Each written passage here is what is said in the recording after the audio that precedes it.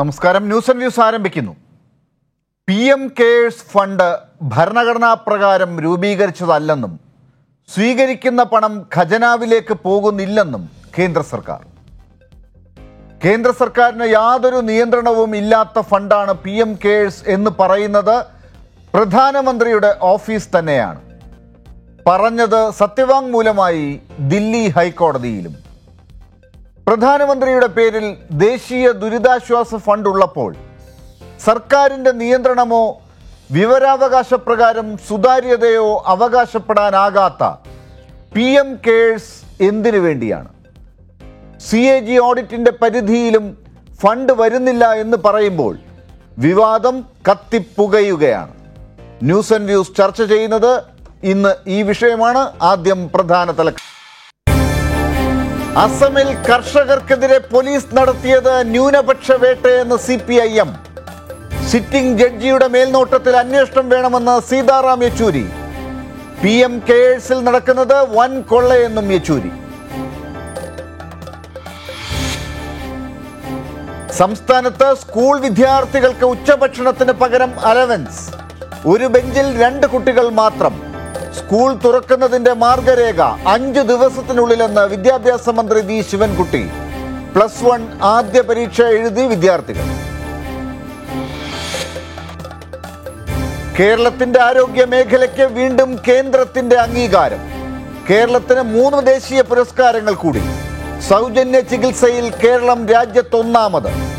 സംസ്ഥാനത്ത് ഇന്ന് 17,983 പേർക്ക് കോവിഡ്. മരണം 127. സിവിൽ സർവീസ് പരീക്ഷാ ഫലം പ്രഖ്യാപിച്ചു. ശുഭം കുമാറിന് 1ാം റാങ്ക്. ഉയർന്ന റാങ്കുകളിൽ മലയാളികളും. K മീരയ്ക്ക് 6ാം റാങ്കും മിഥുൻ പ്രേംരാജിന് 12ാം റാങ്കും.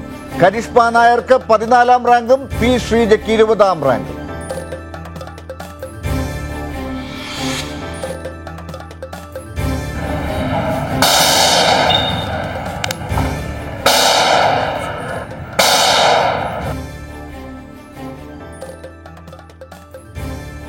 ദില്ലി രോഹിണി കോടതി മുറിക്കുള്ളിൽ മാഫിയ സംഘങ്ങൾ തമ്മിൽ വെടിവെപ്പ്.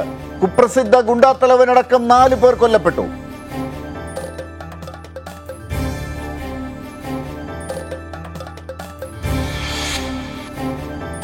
ഈരാറ്റുപേട്ടയ്ക്ക് പിന്നാലെ കോട്ടയം നഗരസഭാ ഭരണവും UDF-ന് നഷ്ടമായി. LDF അവിശ്വാസം പാസ്സായത് 29 വോട്ടിന്. 22 UDF അംഗങ്ങൾ വിട്ടുനിന്നു.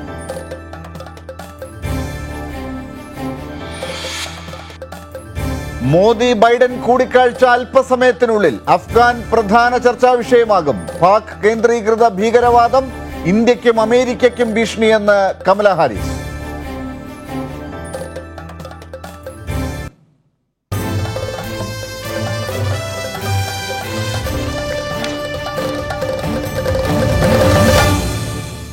PM കെയേഴ്സ് ആരുടേത് എന്നാണ് ഇന്ന് ന്യൂസ് ന്യൂസ് പരിശോധിക്കുന്നത്. ഈ ചർച്ചയിൽ ഇന്ന് അതിഥികളായുള്ളത് CPIM നേതാവ് ശ്രീ KT കുഞ്ഞിക്കണ്ണൻ, BJP വക്താവ് ശ്രീ ഉണ്ണികൃഷ്ണൻ മാസ്റ്റർ, രാഷ്ട്രീയ നിരീക്ഷകനായി ചർച്ചയിൽ പങ്കെടുക്കുന്നത് അഡ്വക്കേറ്റ് പ്രമോദ് പുഴങ്കര എന്നിവർ.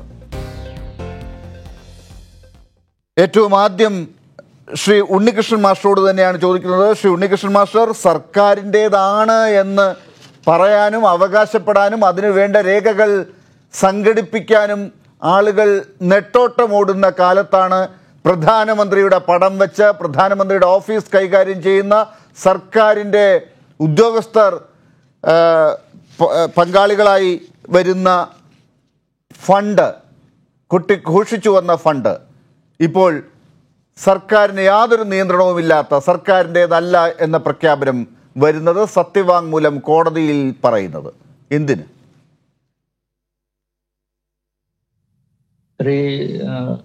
ഇതില് ആദ്യമായിട്ട് സൂചിപ്പിക്കാനുള്ളത് ഈ PM കെയർ ഫണ്ട് ജനങ്ങളുടേതാണ് എന്നുള്ളതാണ്. ഇത് ഉണ്ടാക്കിയത് മാർച്ച് 27, 2020 ഇത് PM കെയർ ഫണ്ട് എന്ന പേരിൽ അറിയപ്പെടുന്നു. അതിന്റെ ചെയർമാൻ ഇന്ത്യയുടെ പ്രധാനമന്ത്രി നരേന്ദ്രമോദിയാണ്. എക്സ് ഒഫീഷ്യോ മെമ്പറാണ്. അതിൽ മെമ്പർമാരായിട്ട് ഇന്ത്യയുടെ ആഭ്യന്തരമന്ത്രി അമിത്ഷാ ഉണ്ട്. അതുപോലെ തന്നെ നിർമ്മല സീതാരാമൻ അടങ്ങുന്ന കേന്ദ്ര ഗവൺമെന്റിലെ മന്ത്രിമാർ അടങ്ങുന്ന ഒരു സമിതിയാണ് ഇതിൽ PM കെയർ ഫണ്ടിന്റെ കാര്യങ്ങൾ നോക്കുന്നത്. ഇതുമായി ബന്ധപ്പെട്ട് ഇത് ഒരു എമർജൻസി കാലഘട്ടത്തിൽ മഹാമാരി രാജ്യത്തെ വേട്ടയാടിയ സമയത്ത് ജനങ്ങളിൽ നിന്നും പണം സ്വരൂപിച്ച് സുതാര്യമായ രീതിയിൽ അത് DD വഴിയും അതുപോലെ തന്നെ ഓൺലൈൻ ആയി അതേപോലെ തന്നെ കൃത്യമായി റെസീപ്റ്റ് കുറ്റി പിരിച്ചുകൊണ്ടൊന്നല്ല, കൃത്യമായി സുതാര്യമായ രീതിയിൽ PM കെയർ ഫണ്ടിൽ അക്കൗണ്ട് നൽകി ആ അക്കൗണ്ടിലേക്ക് സാധാരണക്കാരൻ ഞങ്ങളെ പോലുള്ള താങ്കളെ പോലുള്ള അല്ലെങ്കിൽ സുതാര്യമായിട്ടുള്ള രീതിയിൽ പണം നൽകി ആ പണം രാജ്യത്ത് മഹാമാരി വന്ന സമയത്ത് കോടിക്കണക്കിന് ജനങ്ങൾക്ക് പ്രയോജനപ്പെട്ടു എന്ന് നമുക്ക് എല്ലാവർക്കും അറിയാം. ആ പണം കൊണ്ടാണ് നമ്മുടെ കേരളത്തിലടക്കമുള്ള സ്ഥലങ്ങളിൽ ഓക്സിജൻ പ്ലാന്റ് സ്ഥാപിച്ചത്.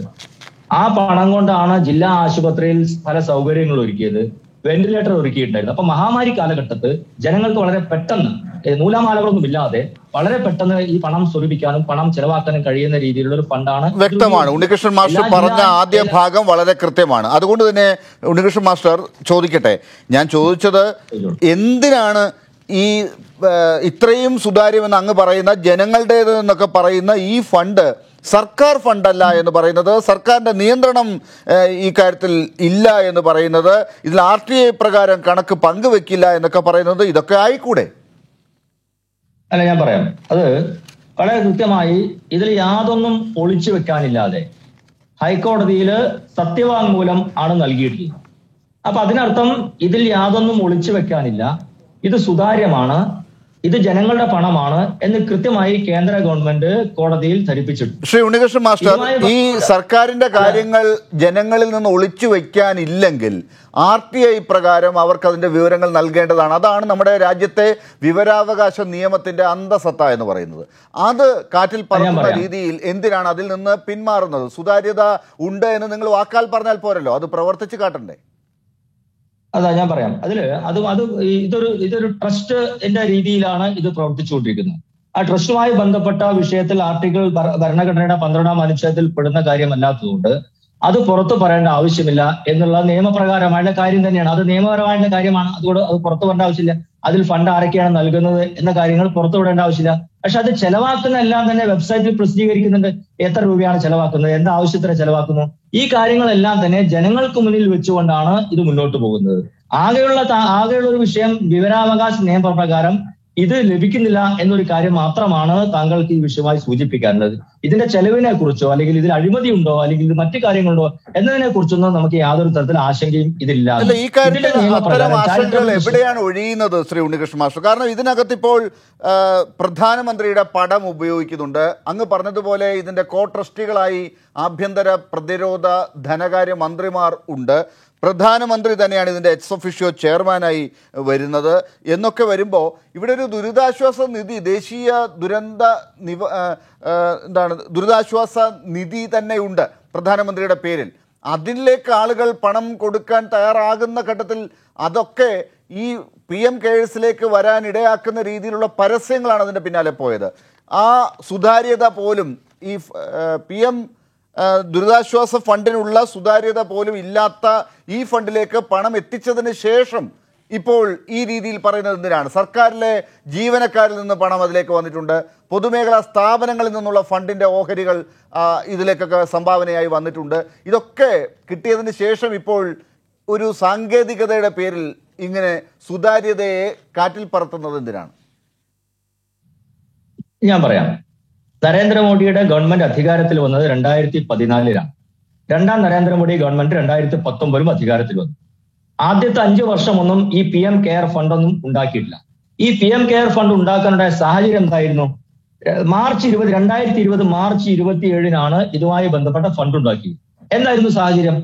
രാജ്യത്ത് മഹാമാരി വേട്ടയാടിയാൻ തുടങ്ങിയ സമയത്ത് അടിസ്ഥാന സൗകര്യങ്ങൾ ഒരുക്കുന്നതിന് വേണ്ടി യാതൊരു തരത്തിലുള്ള സാങ്കേതികമായ തടസ്സങ്ങളോ നൂലാമാലകളോ ഇല്ലാതെ ജനങ്ങളിൽ നിന്നും സ്വതന്ത്രമായ രീതിയിൽ പണം സ്വരൂപിച്ച് താങ്കൾ സൂചിപ്പിച്ച പോലെ സർക്കാർ ഉദ്യോഗസ്ഥർ എല്ലാവരും പണം നൽകി. ആ പണം PM കെയർ ഫണ്ടിൽ നിക്ഷേപിച്ച് പ്രധാനമന്ത്രിയും ആഭ്യന്തരമന്ത്രിയും പ്രതിരോധ മന്ത്രിയും ധനകാര്യ മന്ത്രിയും അടങ്ങുന്ന സമിതി, അതൊരു ഓപ്പൺ ഫോറമാണ്, ആ സമിതിയിൽ നിക്ഷേപിച്ച് അത് ചെലവാക്കുന്ന കാര്യത്തിൽ എന്താണ് ഒരു അപാകതയുള്ളത്?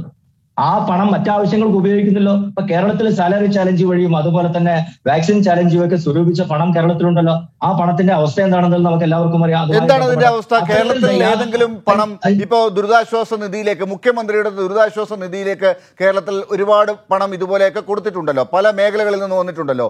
അതിലെവിടെയാണ് സുതാര്യത ഇല്ലാത്തത്? താങ്കൾ ഈ പറഞ്ഞതുപോലെ അത്യാവശ്യത്തിന് ഉപയോഗിക്കുന്നതായതുകൊണ്ട് ഇതൊന്നും വേണ്ട എന്ന് എവിടെ തീരുമാനിച്ചു? ഞാൻ പറയാം. തീരുമാനിച്ചിട്ടില്ല. പക്ഷെ ഞാൻ പറയാം, ഇതിൽ നിന്നുള്ള പണം എടുത്തുകൊണ്ടാണ് വ്യക്തിപരമായ ആവശ്യത്തിന് ലക്ഷക്കണക്കിന് രൂപ ചെലവാക്കി മുഖ്യമന്ത്രി സഞ്ചരിച്ചിരുന്നത്. ഇതിൽ ട്രഷറിയിൽ ഉണ്ടായിരുന്ന ഒരു പണമാണ് ഒരു ട്രഷറി ജീവനക്കാരൻ ലക്ഷക്കണക്കിന് രൂപ എടുത്ത് ചെലവാക്കിക്കൊണ്ട് അതുമായി ബന്ധപ്പെട്ട് ചെലവാക്കിയതിന് ചിത്രം നമുക്ക് എല്ലാവർക്കും വന്നിട്ടുണ്ട്. ഇല്ല, മുഖ്യമന്ത്രി വ്യക്തിപരമായി അങ്ങനെ ചെലവാക്കിയതിന്റെ കാര്യം നമുക്കറിയില്ല. മുഖ്യമന്ത്രിയുടെ ഓഫീസിന് വേണ്ടിയിട്ടോ മുഖ്യമന്ത്രി പദത്തിന് വേണ്ടിയിട്ടോ ഉള്ള ചെലവുകൾക്ക് എന്തെങ്കിലും എടുത്തിട്ടുണ്ടെങ്കിൽ പോലും അത് പറയേണ്ടത് ശ്രീ കെ ടി കുഞ്ഞിക്കണ്ണൻ ആണ്. പക്ഷെ അതുപോലും നമുക്ക് അറിയാൻ പറ്റുന്നുണ്ട്. അങ്ങ് പറഞ്ഞതുപോലെ നമുക്ക് അറിയാൻ പറ്റുന്നുണ്ട്, ഈ കാര്യങ്ങൾ നമുക്ക് അറിയാൻ പറ്റുന്നുണ്ട്. മറ്റതിനകത്ത് അങ്ങനെ എടുത്തോ ഇല്ലയോ നമുക്ക് അറിയില്ലല്ലോ. കാരണം അത് സുതാര്യത അറിയാൻ വഴിയുണ്ട് ശ്രീ അറിയാൻ വഴിയുണ്ട്. ഇതിൽ ചെലവാക്കിയ പണം മുഴുവൻ വളരെ കൃത്യമായി തന്നെ വെബ്സൈറ്റിൽ രേഖപ്പെടുത്തുന്നുണ്ട്. ഇപ്പൊ നമുക്കറിയാലോ, വെന്റിലേറ്റർ സപ്ലൈ ചെയ്യുന്നു, അതുപോലെ തന്നെ ഓക്സിജൻ സിലിണ്ടറുകൾ സ്ഥാപിക്കാൻ വേണ്ടി ഇത്തരം കാര്യങ്ങൾക്ക് വേണ്ടിയാണ് ഉപയോഗിച്ചത്. അത് കൃത്യമായി തന്നെ പ്രയോജനപ്പെടുത്തുകയും എത്ര പണം വന്നു ഇതിപ്പോ ഉദാഹരണം പറയാം. 2019-20 3076.62 കോടി കളക്ട് ചെയ്തതായിട്ട് നമ്മൾ കൃത്യമായി പറയുന്നുണ്ട്. അതുമായി ബന്ധപ്പെട്ട് 25 ഏപ്രിൽ 21 201.58 കോടി 551 ഓക്സിജൻ പ്ലാന്റുകൾ ഉണ്ടാക്കാൻ വേണ്ടി ചെലവാക്കി. ഇല്ല, അതിനകത്ത് ചെലവാക്കിയ പല കണക്കുകളും നമുക്ക് ലഭ്യമാണ്, വെബ്സൈറ്റിൽ ലഭ്യമാണ്. എന്തുകൊണ്ട് അതിന്റെ ഓരോ കണക്കും RTI പ്രകാരം നൽകില്ല എന്നും ഇതിനകത്ത് സർക്കാരിന്റെ ഖജനാവിലേക്ക് പോകുന്ന ഫണ്ടല്ല എന്നും സർക്കാരുമായി ഇതിന് ബന്ധമില്ല എന്നും ഈ പണം ഭരണഘടനാ പ്രകാരം രൂപീകരിച്ചതല്ല എന്നുമൊക്കെ ഇങ്ങനെ നിയമപ്രകാരം പറഞ്ഞ് ആദ്യം പ്രധാനമന്ത്രിയുടെ പടം കൊടുത്ത് പണം വാങ്ങാൻ ശ്രമിച്ച ആ ആത്മവിശ്വാസം ഇപ്പോൾ കാണിക്കുന്നില്ല എന്നതാണ് ചോദ്യം. ഞാൻ വരാം. ശ്രീ ഉണ്ണികൃഷ്ണൻ മാസ്റ്റർ ഈ പറഞ്ഞതിനകത്തൊക്കെ പല കാര്യങ്ങളും ചർച്ചയിലേക്ക് വരേണ്ടതുണ്ട്. നമ്മൾ മാത്രം സംസാരിച്ചിട്ട് കാര്യമില്ലല്ലോ. ശ്രീ കെ ടി കുഞ്ഞിക്കണ്ണൻ, ഇപ്പോൾ ശ്രീ ഉണ്ണികൃഷ്ണൻ മാസ്റ്റർ പറഞ്ഞതിൽ ഏറ്റവും പ്രധാനപ്പെട്ട കാര്യം ഒന്നും ഒളിച്ചു വെക്കാനില്ല, ജനങ്ങളുടേതാണ്, ഇത് സർക്കാരിൻ്റെതല്ല എന്നാണല്ലോ നിങ്ങളൊക്കെ പറയുന്നത്. അതാണല്ലോ ഇവർ പറഞ്ഞതായി നിങ്ങൾ കുറ്റപ്പെടുത്തുന്നത്. പക്ഷെ ഇത് ജനങ്ങളുടേതാണെന്നാണ് അവർ പകരം പറയുന്നത്. ഈ പറഞ്ഞ കേരളത്തിലെ ഓക്സിജൻ പ്ലാന്റും ജില്ലാ ആശുപത്രികളിലേക്കും ഒക്കെ വേണമെങ്കിൽ സംശയമുണ്ടെങ്കിൽ നോക്കിക്കൊള്ളൂ എന്നാണ് പറയുന്നത്. നിങ്ങൾക്ക് സംശയമുണ്ടോ? ഡോക്ടർ ലാൽ, നമ്മൾ ഈ വിഷയം ചർച്ച ചെയ്യുന്നത് ഒരിക്കലും ഉപരിപ്ലവമായ ചില വാദങ്ങൾ അങ്ങോട്ടും ഇങ്ങോട്ടും നടത്തുന്ന രീതിയിലാവരുത്. ഇത് നമ്മുടെ ഭരണഘടനാധിഷ്ഠിതമായ രാഷ്ട്ര സംവിധാനങ്ങളെ അട്ടിമറിച്ചുകൊണ്ടുള്ള വളരെ ദുരൂഹമായ ഒരു ഫണ്ട് സ്വരൂപണമാണ്. അതേതു മഹത്തായ കാര്യത്തിലായാലും ഭരണഘടനയുള്ള, ലിഖിതമായ ഭരണഘടനയുള്ള, അതനുസരിച്ചിട്ടുള്ള ഓഡിറ്റിംഗ് ഏജൻസികളും ദുരന്ത നിവാരണ സംവിധാനങ്ങളൊക്കെ നിലനിൽക്കുന്ന രാജ്യത്ത് ഒരു ദുരന്ത കാലത്ത് ദുരന്ത ബാധിതർക്ക് ആശ്വാസം നൽകാൻ എന്ന് പറഞ്ഞുകൊണ്ട് ഭരണഘടനാ സംവിധാനങ്ങളെ എല്ലാം ബൈപ്പാസ് ചെയ്തുകൊണ്ട് എന്തിന് ഇങ്ങനെയൊരു ചാരിറ്റബിൾ ട്രസ്റ്റ് ഉണ്ടാക്കി? ഇത് ചാരിറ്റബിൾ ട്രസ്റ്റ് നിയമമനുസരിച്ചാണ് രജിസ്റ്റർ ചെയ്തിരിക്കുന്നത്. ഡൽഹി ഗവൺമെന്റിന് കീഴിലുള്ള റവന്യൂ വകുപ്പിലാണ് ഇത് രജിസ്റ്റർ ചെയ്തിരിക്കുന്നത്. കേന്ദ്ര സർക്കാർ ഡൽഹി സംസ്ഥാന റവന്യൂ വകുപ്പിന് കീഴിൽ എന്തിനു വേണ്ടി പ്രധാനമന്ത്രി അധ്യക്ഷനായ കേന്ദ്ര മന്ത്രിസഭയിലെ 3 മന്ത്രിമാർ ഉള്ളടങ്ങുന്ന ഒരു ട്രസ്റ്റ് ഇങ്ങനെ രജിസ്റ്റർ ചെയ്തു. അവിടെയാണ് വൻകിട കോർപ്പറേറ്റുകൾ, ഈ രാജ്യത്ത് മാത്രമല്ല വിദേശ രാജ്യങ്ങളിലുമുള്ള വലിയ കുത്തകകൾ, സർക്കാരിന്റെ സംവിധാനം, രാജ്യത്തെ ഭരിക്കുന്ന സർക്കാർ നയിക്കുന്ന പാർട്ടി, ഇവരെല്ലാം ചേർന്നുകൊണ്ട് നമ്മുടെ ഭരണഘടനാ സംവിധാനങ്ങളെ തന്നെ, ഭരണഘടനാ സ്ഥാപനങ്ങളെ തന്നെ അട്ടിമറിച്ചുകൊണ്ട് രൂപപ്പെടുത്തിയിരിക്കുന്ന ഒരു തുരങ്കപാതയാണ് യഥാർത്ഥത്തിൽ ലാലെ ഈ PMKS എന്ന പേരിൽ അറിയപ്പെടുന്ന ഈ നിധി സമാഹരണം. ഈ നിധി സമാഹരണവുമായി ബന്ധപ്പെട്ട് പ്രധാനമന്ത്രിയുടെ ഓഫീസിന് വേണ്ടി പ്രദീപ് കുമാർ ഇപ്പൊ കൊടുത്തിരിക്കുന്ന ഈ അഫിഡവിറ്റ് ഉണ്ടല്ലോ, ഡൽഹി ഹൈക്കോടതിയിൽ കൊടുത്തിരിക്കുന്ന ഈ അഫിഡവിറ്റിൽ, ആ അഫിഡവിറ്റിൽ എന്താണ്? ഞങ്ങൾക്ക് ഭരണഘടനയുടെ ഒന്നും ബാധകമല്ല. എന്തുകൊണ്ടാണ് ഞങ്ങൾക്ക് ബാധകമല്ലാത്തത്? ഞങ്ങൾ ചാരിറ്റബിൾ ട്രസ്റ്റ് അനുസരിച്ച് രജിസ്റ്റർ ചെയ്യപ്പെട്ട ഒരു സ്ഥാപനം മാത്രമാണ്. നാട്ടിൽ ഏതെങ്കിലും രീതിയിലുള്ള ജീവകാരുണ്യ പ്രവർത്തനങ്ങൾ നടത്തുന്ന ആളുകൾ ചേർന്നുണ്ടാക്കുന്ന ഒരു ചാരിറ്റബിൾ സൊസൈറ്റി ആക്ട് അനുസരിച്ച് രജിസ്റ്റർ ചെയ്യേണ്ടതാണോ കേന്ദ്ര ഗവൺമെന്റ്? രാജ്യത്തിനകത്തു നിന്നും പുറത്തു നിന്നും, രാജ്യത്തെ പൊതുമേഖലാ സ്ഥാപനങ്ങളിൽ നിന്ന്, സർക്കാർ ജീവനക്കാരിൽ നിന്ന് വളരെ ബൃഹത്തായ രീതിയിൽ പണം സ്വരൂപിക്കുന്ന ഒരു നിധി എന്ന പ്രശ്നമാണ് നമ്മൾ ആലോചിക്കേണ്ടത്. അതിന് ആദ്യം ഉത്തരം പറഞ്ഞിട്ടാണ് ഉണ്ണികൃഷ്ണൻ മാഷി ഇത് കോവിഡ് രോഗികൾക്ക് തന്നെയാണ് ചെലവാക്കുന്നത്, ഇത് വെന്റിലേറ്റർ വാങ്ങിക്കാൻ തന്നെയാണ് ചെലവാക്കുന്നത്. അതൊക്കെ നമുക്കറിയാം. വിവരാവകാശ നിയമം അനുസരിച്ച് ചോദ്യം വന്നപ്പോൾ അതിൽ നിന്ന് രക്ഷപ്പെടാൻ വേണ്ടി മോഡിയുടെ പടം വെച്ചിട്ടുള്ള വെന്റിലേറ്റർ ഒക്കെ ഇറക്കിയ കഥയൊക്കെ അറിയാം. അത് പോട്ടെ, അതല്ല വിഷയം. ഭരണഘടനാ സംവിധാനങ്ങൾ ഉണ്ടാവുമ്പോൾ CAGയുടെ ഓഡിറ്റിങ്ങിന് പോലും വിധേയമാകാത്ത ഒരു ചാരിറ്റബിൾ ട്രസ്റ്റ് എന്തിന് ജനങ്ങളിൽ നിന്ന് പണം സ്വരൂപിക്കുന്നു? പൊതുമേഖലാ സ്ഥാപനങ്ങളുടെ CSR ഫണ്ട് തട്ടിയെടുക്കുന്നു. ഇതെല്ലാം തന്നെ വളരെ കൃത്യമാണ് BJPയുടെ സംഘപരിവാറിന്റെ ഒരു അജണ്ട. ഭരണഘടനാ സംവിധാനങ്ങളെ എല്ലാം അട്ടിമറിച്ച് എല്ലാം തങ്ങളുടെ കയ്യിലേക്ക് വരിക. അതിനുള്ള ക്രോണിക് ക്യാപിറ്റലിസത്തിൻ്റെതായ മോഡി ഭരണം ഉണ്ടാക്കിയ, അവർക്ക് ഇഷ്ടം പോലെ ഫണ്ട് കൈകാര്യം ചെയ്യാൻ വേണ്ടി ഉണ്ടാക്കിയ ഒരു തുരങ്കപാതയാണ് ഈ PM കെയേഴ്സ് ഫണ്ട് എന്ന് പറയുന്നത്. ആ രീതിയിൽ ആ കാര്യങ്ങളെ കാണണം. ഇനി ഉണ്ണികൃഷ്ണൻ മാഷ് പറയുന്നത് എല്ലാം സുതാര്യമാണ് എന്നാണ്. എവിടെയാണ് സുതാര്യം? ഒന്നും സുതാര്യമല്ല. ഇപ്പോൾ ഈ ഡൽഹി ഹൈക്കോടതി ഇങ്ങനെ അഫിഡവിറ്റ് കൊടുക്കേണ്ടി വന്ന എന്തുകൊണ്ടാണ്? വിവരാവകാശ നിയമം അനുസരിച്ച് ഇതിന്റെ ഫണ്ട് സ്വരൂപണത്തെക്കുറിച്ചും അത് ഫണ്ട് ചെലവഴിക്കുന്നതിനെ കുറിച്ചും സർക്കാരിന്റെ മുമ്പിൽ വന്നിരിക്കുന്ന ചോദ്യത്തിന് മറുപടി നൽകാൻ ഞങ്ങൾക്ക് ബാധ്യതയില്ല എന്നാണ് കോടതിയിൽ ഇപ്പോൾ കൊടുത്തിരിക്കുന്ന അഫിഡവിറ്റിൽ പറയുന്നത്. എന്തുകൊണ്ടാണ് ഞങ്ങൾക്ക് ബാധ്യതയില്ലാത്തത്? ഞങ്ങൾ കേന്ദ്ര സർക്കാരിന്റെ ഭാഗമല്ല, ഞങ്ങൾ ഈ പണം ട്രഷറിയിൽ നിക്ഷേപിച്ചിട്ടില്ല. ഇതെന്താണ്? ഇതൊരു പ്രത്യേക സംവിധാനമാണ്. ഈ സംവിധാനത്തെ നയിക്കുന്നത് ആരാണ്? ഇതിലെ ട്രസ്റ്റികൾ. ആരാണ് ഇതിന്റെ ചെയർമാൻ? രാജ്യത്തിന്റെ പ്രധാനമന്ത്രിയാണ്. പ്രധാനമന്ത്രിക്ക് ഏതെങ്കിലും രീതിയിൽ ഭരണഘടന അനുസരിച്ചല്ലാതെ പ്രവർത്തിക്കാൻ പറ്റുമോ? ഭരണഘടന അനുസരിച്ച് ദുരന്ത നിവാരണത്തിന് ആവശ്യമായ രീതിയിലുള്ള ഒരു ദേശീയ ദുരിതാശ്വാസ നിധി നിലനിൽക്കുകയാണ്. ആ ദുരിതാശ്വാസ നിധിയിലേക്ക് പണം എത്തിക്കുന്നതിന് പകരം അതിനെ മറികടന്നുകൊണ്ട്, അതിനെ ബൈപ്പാസ് ചെയ്തുകൊണ്ട് പ്രധാനമന്ത്രി തന്നെ മുൻകൈയെടുത്ത് എന്തിനൊരു തുരങ്കപാതയുണ്ടാക്കി? പ്രധാനമന്ത്രി തന്നെ, അദ്ദേഹം തുരങ്കപാതയുടെ ആശാനാണ്. പാർലമെന്റിലേക്ക് അദ്ദേഹം താമസിക്കുന്നിടത്തും തുരങ്കപാത ഉണ്ടാക്കുന്നുണ്ട്. രാജ്യത്തിന്റെ ഭരണഘടനക്കും രാഷ്ട്ര സംവിധാനങ്ങൾക്കുമെതിരായിട്ട് അദ്ദേഹം നിരവധി തുരങ്കപാതകൾ ഉണ്ടാക്കുന്നുണ്ട്. അതിലൊന്നാണ് ഈ PM കെയേഴ്സ് ഫണ്ട് എന്ന് പറയുന്നത്. അതിന് ഉത്തരം പറയാതെ എന്തിന് ഭരണഘടനയെ, എന്തിന് CNDGയെ മറികടക്കുന്ന രീതിയിൽ ഇങ്ങനെ ഒരു ഫണ്ട്, അത് ഏത് നല്ല കാര്യത്തിന് ചെലവഴിച്ചാലും ശരി, നല്ല കാര്യത്തിനാണോ ചെലവഴിക്കുന്നതൊക്കെ വേറെ പ്രശ്നമാണ്. എന്തിന് ഇങ്ങനെ ഒരു ഫണ്ട് ഉണ്ടാക്കി? ആ ഫണ്ട് വഴി BJP കോടാനുകോടി രൂപ തട്ടിയെടുക്കുകയാണ് എന്ന് ഞാൻ ഉത്തരവാദിത്തപൂർവ്വം തന്നെ പറയുന്നു. ഇഷ്ടം പോലെ തട്ടിയെടുക്കുക തന്നെ അവരുടെ പാർട്ടി വളർത്താൻ ആവശ്യമായ, അവർക്ക് തെരഞ്ഞെടുപ്പിൽ വോട്ട് പിടിക്കാൻ ആവശ്യമായ പ്രധാനമന്ത്രിയുടെ സഹായങ്ങൾ ഈ ഫണ്ടിൽ നിന്ന് എടുത്തു കൊടുക്കുക. എവിടെയും കണക്ക് പറയണ്ട. CNGയുടെ മുമ്പിൽ ഓടിച്ചില്ല. രാജ്യത്തിന്റെ വിവരാവകാശ നിയമം അനുസരിച്ച് പൗരന്മാരോട് മറുപടി കൊടുക്കേണ്ട ബാധ്യതയില്ല. ഇഷ്ടം പോലെ എവിടെയും തങ്ങൾക്ക് ഈ പണം ഉപയോഗിക്കാം. വളരെ വിവേചനപരമായ രീതിയിൽ പ്രളയ കാലത്തൊക്കെ കേരളത്തോടൊക്കെ കാണിച്ച കാര്യം നമുക്കറിയാം. ഈ കോവിഡ് പ്രതിരോധത്തിന്റെ കാര്യത്തിൽ വളരെ വിവേചനപരമായ സമീപനം കേന്ദ്ര സർക്കാർ സ്വീകരിക്കുന്നതായിട്ട് നിരവധി ആരോപണങ്ങൾ ഉയർന്നു വന്നിട്ടുണ്ട്. അതിന്റെയൊക്കെ പശ്ചാത്തലത്തിൽ ദുരന്ത നിവാരണ ഫണ്ടിനെ തന്നെ, ആ സംവിധാനത്തെ തന്നെ അപ്രസക്തമാക്കുന്ന രീതിയിൽ, അതിനെ തന്നെ നോക്കുകുത്തിയാക്കുന്ന രീതിയിൽ മോഡിയും അമിത്ഷായും അതേ അവരുടെ കൂടെ ഈ നിർമ്മലാ സീതാരാമനും അതേപോലെ തന്നെ പ്രതിരോധ മന്ത്രി രാജ്നാഥ് സിംഗും ഒക്കെ ചേർന്നുകൊണ്ട് എന്തിനെ ഇങ്ങനെ പ്രധാനമന്ത്രിയുടെ അതാണ് ചോദ്യം. ശ്രീ KT കുഞ്ഞിക്കണ്ണൻ, ഞാൻ തിരിച്ചു വരാം. അഡ്വക്കേറ്റ് പ്രമോദ് പുഴങ്കര, ഇവിടെ BJP ഇപ്പോൾ പറയുന്നത്, ഈ ചർച്ചയിലെങ്കിലും പറയുന്നത്, സുതാര്യത വർദ്ധിപ്പിക്കാൻ വേണ്ടി പെട്ടെന്നൊരു ദുരന്തം ഉണ്ടാകുന്ന സമയത്ത് എമർജൻസി ആയി കാര്യങ്ങൾ ചെയ്യുന്നതിന് വേണ്ടി ഒക്കെ ആണ് ഈ കാര്യങ്ങൾ. അതുകൊണ്ട് സാധാരണ രീതിയിലുള്ള ദുരന്ത നിവാരണ ഫണ്ട്, ദുരിതാശ്വാസ ഫണ്ട് പ്രധാനമന്ത്രിക്ക് വേറെ ഉള്ളതുപോലെ ഒന്നും ഇതിൽ പറ്റില്ല. ഇത് ചാരിറ്റബിൾ ട്രസ്റ്റ് ആക്കിയിരിക്കുന്നത് അതുകൊണ്ടാണ്. ആ ചാരിറ്റബിൾ ട്രസ്റ്റിലാകുമ്പോൾ സ്വകാര്യമായി പലരും പണം കൊടുക്കുന്നവരുണ്ടാകും. അവരുടെ വിവരങ്ങളൊക്കെ പുറത്തേക്ക് പറയാൻ മടിയുള്ളവരൊക്കെ കാണും. അതൊക്കെ സൂക്ഷിക്കാൻ കൂടിയാണ് എന്ന രീതിയിലേക്കൊക്കെ പറയുന്നത്. ഇത് നാട്ടിൽ മറ്റ് ഫണ്ടുകൾക്കൊക്കെ നടപ്പുള്ള കാര്യമാണോ? ഇങ്ങനെയാണോ ഇതാണ് ഇതിൻ്റെ ലക്ഷ്യമായി താങ്കൾ കാണുന്നത്? നിയമപരമായി ശരിയാണോ ഇത്? നിയമപരമായി വാസ്തവത്തിൽ ഒരു ജനാധിപത്യ സർക്കാർ യാതൊരു തരത്തിലും സ്വീകരിക്കാൻ പാടില്ലാത്ത, ഇത് ജനാധിപത്യ സർക്കാരിൻ്റെ മുഖം മൂടിയണിഞ്ഞു നിൽക്കുന്ന ഒരു ഫാഷിസ്റ്റ് സർക്കാരാണ് എന്നുള്ളത് ഇരിക്കെ തന്നെ നമ്മുടെ രാജ്യത്തെ ഭരണഘടനാ സ്ഥാപനങ്ങളും ഒരു ഭരണഘടനാ ചെക്ക് ആൻഡ് ബാലൻസിങ് സിസ്റ്റവും പരസ്പരം നിയന്ത്രിക്കുകയും പരസ്പരം ഒരു ഓഡിറ്റിംഗ് നടത്തുകയും ചെയ്യുന്ന ഭരണഘടനാ സ്ഥാപനങ്ങളുള്ള ഒരു റിപ്പബ്ലിക്കിൽ ഒരിക്കലും സംഭവിക്കാൻ പാടില്ലാത്ത വിധത്തിലുള്ള ഒരു തീർത്തും ഭരണഘടനാ വിരുദ്ധമായ ഒരു പ്രക്രിയയാണ് ഈ PM കെയേഴ്സ് ഫണ്ട്. വാസ്തവത്തിൽ സുതാര്യതയ്ക്ക് വേണ്ടിയാണ് ഇത് നടപ്പാക്കിയത് എന്ന് BJPയും BJPയുടെ വക്താക്കളും ഇവിടെ പറയുമ്പോൾ ഇത് വാസ്തവത്തിൽ ഇത് സുതാര്യതയല്ല, കടുത്ത അതാര്യത മാത്രമാണ്, യാതൊരു തരത്തിലുള്ള സുതാര്യതയും ഇല്ലാത്ത ഒന്നാണ് ഈ ഫണ്ട് എന്നുള്ളതാണ് വാസ്തവം.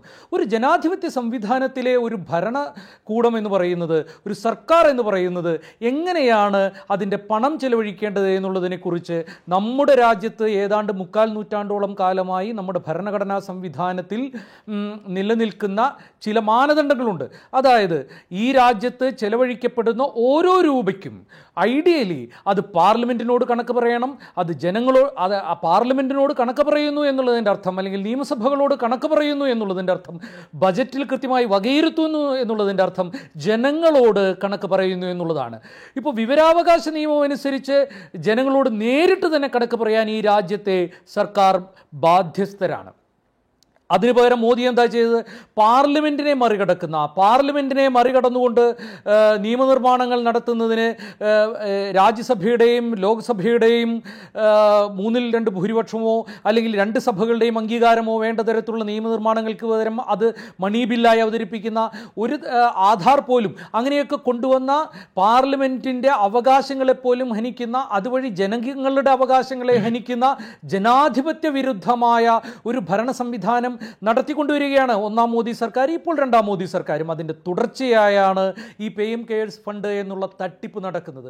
ശരിയാണ്, ആളുകൾക്ക് സ്വകാര്യമായി കാശ് കൊടുക്കുമ്പോൾ അത് തങ്ങൾക്ക് ഇഷ്ടപ്പെട്ട രീതിയിൽ ചെലവഴിക്കുന്നതിന് വേണ്ടി പ്രധാനമന്ത്രി നരേന്ദ്രമോദി, ആഭ്യന്തരമന്ത്രി അമിത്ഷാ, പ്രതിരോധ മന്ത്രി രാജ്നാഥ് സിംഗ്, ധനകാര്യമന്ത്രി നിർമ്മലാ സീതാരാമൻ എന്നിങ്ങനെ ഒരു കൂട്ടുകൊള്ള സംഘം ഉണ്ടാക്കുകയും അദാനി 100 കോടി രൂപ നിക്ഷേപിക്കുകയും, അത് ഞാൻ തമാശയ്ക്ക് പറഞ്ഞതല്ല, ഇതിൽ ആദ്യം 100 കോടി രൂപ നിക്ഷേപിച്ച ഒരാൾ അദാനി 100 കോടി രൂപ നിക്ഷേപിക്കുകയും ചെയ്യുന്ന ഇത്തരം ഒരു പരിപാടിയുടെ കണക്ക് ഞങ്ങൾ ജനങ്ങളോട് പറയില്ല എന്നുള്ള ധാർഷ്ട്യം നിയമവിരുദ്ധവും ഭരണഘടനാ വിരുദ്ധവുമാണ്. ഇപ്പോൾ കോടതിയിൽ ഗവൺമെൻറ് പറയുന്നത് ഇത് വിവരാവകാശ നിയമം അനുസരിച്ച്, റൈറ്റ് ടു ഇൻഫർമേഷൻ ആക്ട് അനുസരിച്ച് ഞങ്ങൾക്കിത് പറയാൻ ബാധ്യതയില്ല എന്നുള്ളതാണ്. തീർത്തും തെറ്റാണത്. നിയമപരമായി എന്താ സർക്കാർ പറയുന്നത്? ഇത് കോൺസ്റ്റിറ്റ്യൂഷണലി എസ്റ്റാബ്ലിഷ് ചെയ്ത ഒരു ബോഡി അല്ലാത്തതുകൊണ്ട് ഇത് ജനങ്ങളോടോ മറുപടി പറയാൻ ബാധ്യതയില്ല എന്നുള്ളതാണ്. കോൺസ്റ്റിറ്റ്യൂഷണലി എസ്റ്റാബ്ലിഷ്ഡ് അല്ലാത്ത, നിയമപരമായി ജനങ്ങളോട് മറുപടി പറയാൻ ബാധ്യതയില്ലാത്ത ഒരു സംഘത്തിനെ എങ്ങനെയാണ് ഈ രാജ്യത്തെ പ്രധാനമന്ത്രി എന്നുള്ള നിലയ്ക്ക് നരേന്ദ്രമോദിക്ക് നയിക്കാൻ പറ്റുക? എങ്ങനെയാണ് ധനകാര്യമന്ത്രിക്കും, ഇന്ത്യ രാജ്യത്തെ ധനകാര്യമന്ത്രിയും ആഭ്യന്തരമന്ത്രിയും പ്രതിരോധ മന്ത്രിയും അംഗങ്ങളായിരിക്കുന്ന പ്രധാനമന്ത്രി നേതൃത്വം നൽകുന്ന ഒരു ചാരിറ്റബിൾ ട്രസ്റ്റ് എന്ന് പറയുന്നത് ഇങ്ങനെ ഒരു കൂട്ടുകൊള്ള സംഘമാക്കി മാറ്റാൻ കഴിയുക? അതായത് നിങ്ങൾ ഈ രാജ്യത്തിൻ്റെ പ്രധാനമന്ത്രി എന്നുള്ള നിലയ്ക്ക് ഇടപെടുന്ന, അല്ലെങ്കിൽ മറ്റ് കേന്ദ്രമന്ത്രിമാർ എന്നുള്ള നിലയ്ക്ക് ഇടപെടുന്ന ഓരോ സംഭവവും ഈ രാജ്യത്തെ ജനങ്ങളോട് ഭരണഘടനാപരമായി മറുപടി പറയാൻ നിങ്ങൾ ബാധ്യസ്ഥരാണ് എന്നുള്ളതാണ് വസ്തുത. മറ്റൊന്ന്, ഇപ്പോൾ വിവരാവകാശ നിയമത്തെ തള്ളിപ്പറയുന്നു സർക്കാർ. അവർ പറയുന്നത് ഇത് പബ്ലിക് അതോറിറ്റി അല്ല എന്നുള്ളതാണ്. നിരവധിയായ വിധികളിലൂടെ മാത്രമല്ല, നമ്മളുടെ വിവരാവകാശ നിയമം നേരിട്ട് തന്നെ പറയുന്നത് എന്താ? റൈറ്റ് ടു ഇൻഫർമേഷൻ ആക്ടിലെ 2HD1 അനുസരിച്ച് പറയുന്നത് body owned, control or substantially financed എന്നാണ് പറയുന്നത് 1ാം ക്ലോസിൽ. 2HD1 പറയുന്നത് body controlled, owned or substantially financed എന്നാണ് പറയുന്നത്. ഇതായത് സർക്കാർ ആണ് പണം പിരിക്കുന്നത്. അതായത് നാളെ നരേന്ദ്രമോദിക്ക് വീട്ടിൽ കൊണ്ടുപോകാവുന്ന പണമാണോ ഇത് എന്ന് ജനങ്ങൾ ചോദിച്ചാൽ മറുപടി പറയില്ല എന്നുള്ളതാണ് മോദി പറയുന്നത്. വാസ്തവത്തിൽ സർക്കാരല്ലേ പണം പിരിക്കുന്നത്, കേന്ദ്ര സർക്കാർ ജീവനക്കാരിൽ നിന്ന്. ഇന്ത്യയിലെ സായുധ സേനകളാണ് 150 കോടിയോളം രൂപ ഇതിലേക്ക് ഇട്ടത്. നാവികസേനയും കരസേനയും വ്യോമസേനയും ഒക്കെ കൂടിയിട്ടാണ് ഇതിലേക്ക് പണം ഇട്ടത്. 100 കോടി രൂപ അദാനി ഇടുന്നു. ഇതുപോലെ അങ്ങനെ 3000 ചില്ലാനും കോടി രൂപ ആദ്യഘട്ടത്തിൽ തന്നെ കിട്ടുകയാണിതിന്. ഇങ്ങനെ സർക്കാർ പണം പിരിക്കുമ്പോൾ, സർക്കാർ പണം പിരിക്കുക എന്ന് പറയുമ്പോൾ, സർക്കാരിൻ്റെ പണം എന്ന് പറയുമ്പോൾ ജനങ്ങളുടെ പണമാണ്. ഇതിലാരാ ഇതിൻ്റെ അഡ്മിനിസ്ട്രേറ്റീവ് ചുമതലകൾ വഹിക്കുന്നത്? PMO പ്രധാനമന്ത്രിയുടെ കാര്യാലയത്തിലെ അഡ്മിനിസ്ട്രേറ്റീവ് വകുപ്പിലെ ജോയിന്റ് സെക്രട്ടറി റാങ്കിലുള്ള ഒരു ഉദ്യോഗസ്ഥനാണ് ഇതിൻ്റെ ഭരണനിർവഹണ ചുമതലകൾ വഹിക്കുന്നത്. ഇങ്ങനെയെല്ലാം സർക്കാർ നേരിട്ടിടപെടുന്ന, സർക്കാരിൻ്റെതായിട്ടുള്ള എല്ലാ സൗകര്യങ്ങളും ഉപയോഗിക്കുന്ന. ഇനി ഇതിൻ്റെ വെബ്സൈറ്റ് നോക്കൂ, gov.in എന്ന് പറയുന്നത്. നിങ്ങൾക്ക് ഏതെങ്കിലും ഒരു തരത്തിൽ ഇപ്പോൾ കൈരളി gov.in എന്ന് പറയുന്നത് വെക്കാൻ പറ്റുമോ? government.in എന്നുള്ളതാണ് അത് ഈ PM കെയർസ് ഫണ്ടിന് ഉപയോഗിക്കാം. അതായത് ഇത്തരത്തിൽ ഇങ്ങനെ സബ്സ്റ്റാൻഷ്യലി ഫിനാൻസ്ഡ് ആയിട്ടുള്ള എല്ലാ സ്ഥാപനങ്ങളും പബ്ലിക് അതോറിറ്റിയാണെന്ന് നാഷണൽ സ്റ്റോക്ക് എക്സ്ചേഞ്ച് കേസിൽ കേരളത്തിലെ തന്നെ തലപ്പാലം കോപ്പറേറ്റീവ് സൊസൈറ്റി കേസിലെല്ലാം കോടതി വിധിച്ചിട്ടുള്ളതാണ്.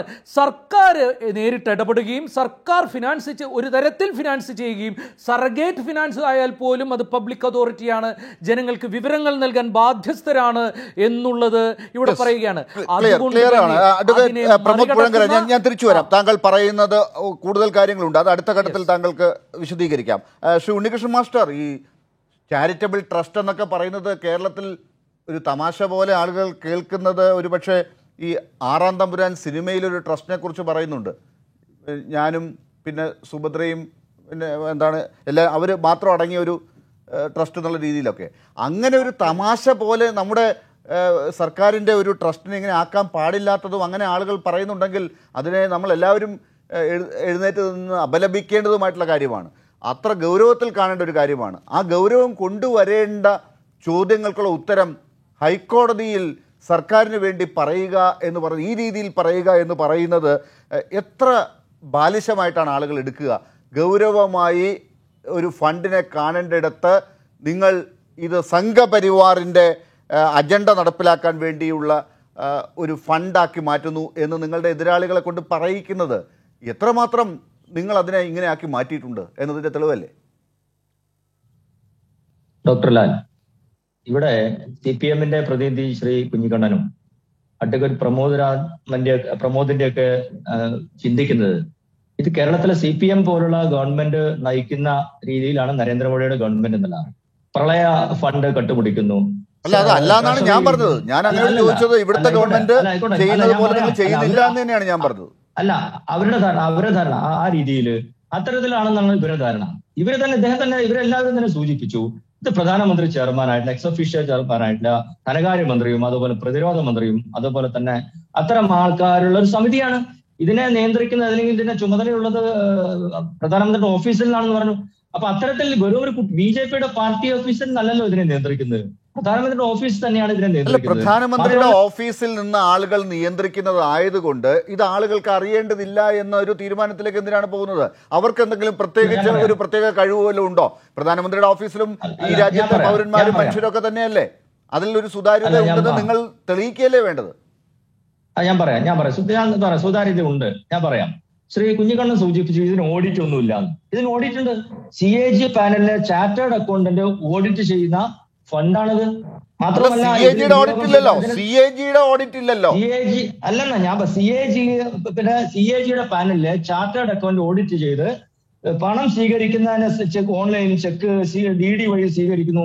ഇത് വെബ്സൈറ്റിൽ പ്രസിദ്ധീകരിക്കും. അപ്പൊ ഇതില് ഇല്ല, അങ്ങനെയാണെങ്കിൽ മാസ്റ്റർ, അപ്പൊ നിങ്ങൾ പറയുന്നതിനെ മുഖവിലക്കെടുത്താൽ CAG-യുടെ പാനലിലുള്ള ഒരു ചാർട്ടേഡ് അക്കൗണ്ടന്റ് ഓഡിറ്റ് ചെയ്യുന്നു, അതുപോലെ പ്രധാനമന്ത്രി ചെയർമാനാണ്, മറ്റു മന്ത്രിമാർ ഇതിനകത്ത് കോ ട്രസ്റ്റികളാണ്, ഈ പ്രധാനമന്ത്രിയുടെ ഓഫീസിലെ ഉയർന്ന ഉദ്യോഗസ്ഥനാണ് ഇതിൻ്റെ കാര്യങ്ങളൊക്കെ നോക്കുന്നത്, ഒരു ഓണററി ആയ ജോലി പോലെയാണ് ചെയ്യുന്നത്, സർക്കാരിൻ്റെ ജീവനക്കാരുടെ ശമ്പളത്തിൻ്റെ ഒരു ഭാഗം നിങ്ങൾ വാങ്ങിയിട്ടുണ്ട് ഈ ഫണ്ടിലേക്ക്, അതുപോലെ പൊതുമേഖലാ സ്ഥാപനങ്ങളുടെ ഫണ്ട് CSR ഫണ്ടുകളൊക്കെ ഇതിലേക്ക് മാറ്റിയിട്ടുണ്ട്. ഇതൊക്കെ ഈ കൺസോളിഡേറ്റഡ് ഫണ്ട് ഓഫ് ഇന്ത്യയിൽ വരുന്ന ഫണ്ടുകളെയൊക്കെയാണ് നിങ്ങൾ അതിലേക്ക് മാറ്റുന്നത് എന്ന് പറയുന്നതിനകത്ത് ഫണ്ട് സർക്കാരുമായി യാതൊരു ബന്ധവും ഇല്ലെന്നാണ് അവസാനം കോടതി പറയുന്നത്.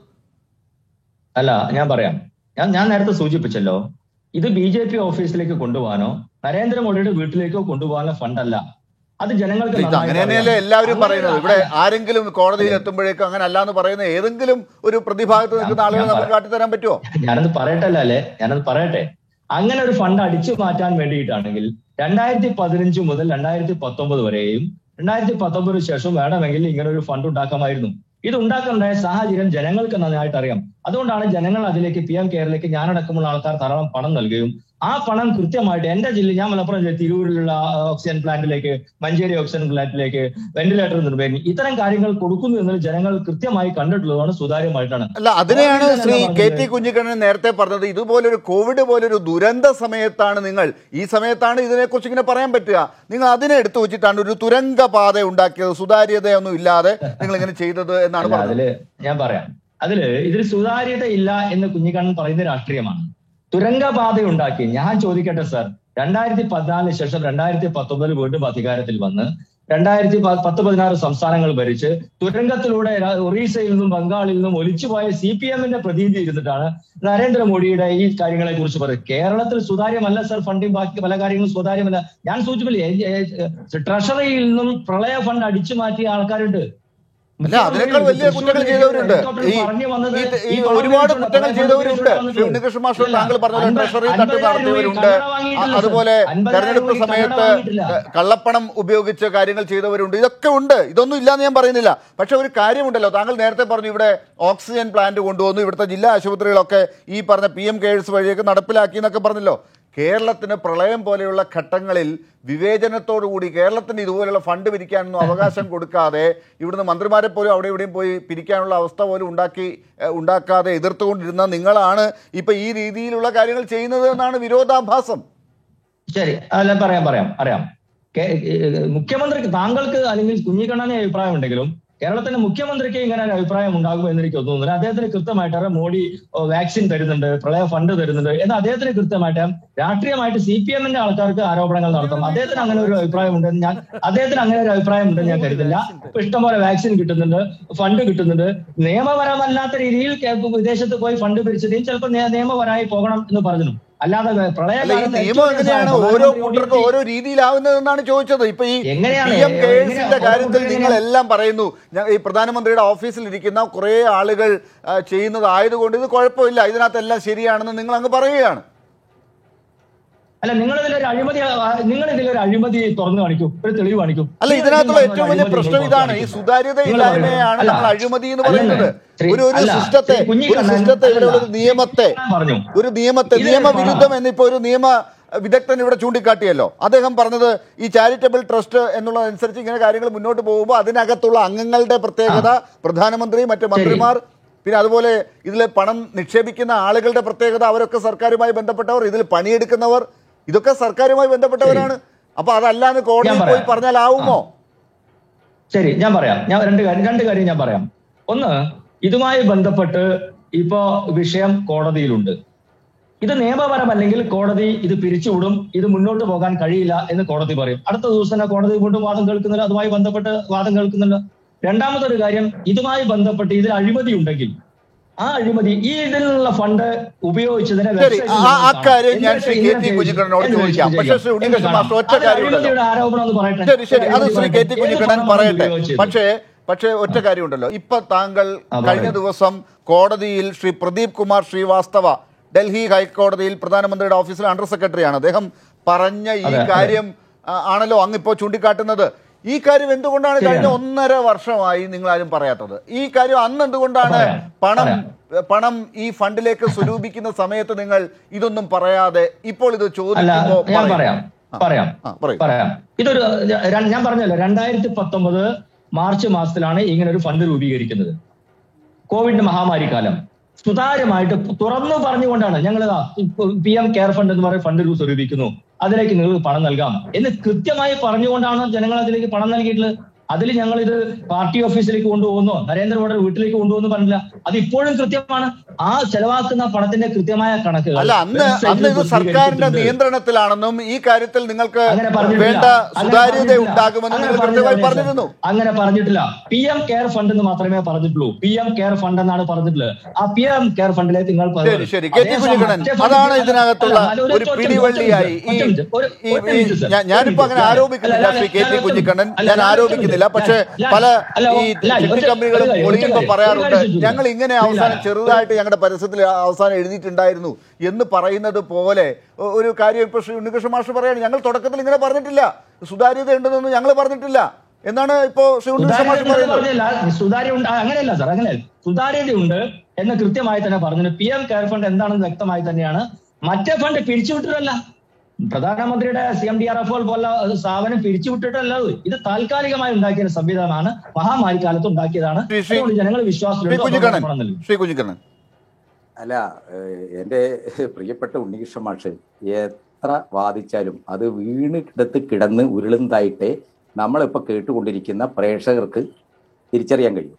ഉണ്ണികൃഷ്ണൻ മാഷ് ഒരു ഗതികേടില്ല. പ്രേക്ഷകർക്ക് അനുഭവവേദ്യമാണ് സാർ, പ്രേക്ഷകർക്ക് അനുഭവവേദ്യമാണ്. മാഷ് അല്ല, ഞാൻ നിങ്ങൾ സംസാരിക്കുമ്പോൾ ഞാൻ ഇടപെട്ടില്ലല്ലോ, നിങ്ങൾ അടങ്ങിയിരിക്കും. പറഞ്ഞോളൂ, ഞാൻ ഇടയിൽ നിന്ന് പറഞ്ഞേ ഉള്ളൂ. ഉണ്ണികൃഷ്ണൻ മാഷെ, നിങ്ങൾ മനസ്സിലാക്കേണ്ടത് ഇത് സുതാര്യമാകുന്നത് എങ്ങനെയാണ്. ഇവിടെ പ്രമോദ് പറഞ്ഞല്ലോ, ഒരു ജനാധിപത്യ രാജ്യം എന്ന് പറയുന്നത്, നമ്മുടേതുപോലെ ലിഖിതമായ ഭരണഘടനയുള്ള ഒരു രാജ്യം എന്ന് പറയുന്നത് ഭരണഘടനാധിഷ്ഠിതമായ സംവിധാനങ്ങളും ചട്ടങ്ങളും ഒക്കെ ഉണ്ട് ഓരോ കാര്യത്തിലും. കോവിഡ് കാലത്ത് ദുരന്ത കാലത്ത് ജനങ്ങളെ സഹായിക്കാനാണ് ദേശീയ ദുരന്ത ആശ്വാസ ഫണ്ട് ഉണ്ടാക്കി വെച്ചിരിക്കുന്നത്.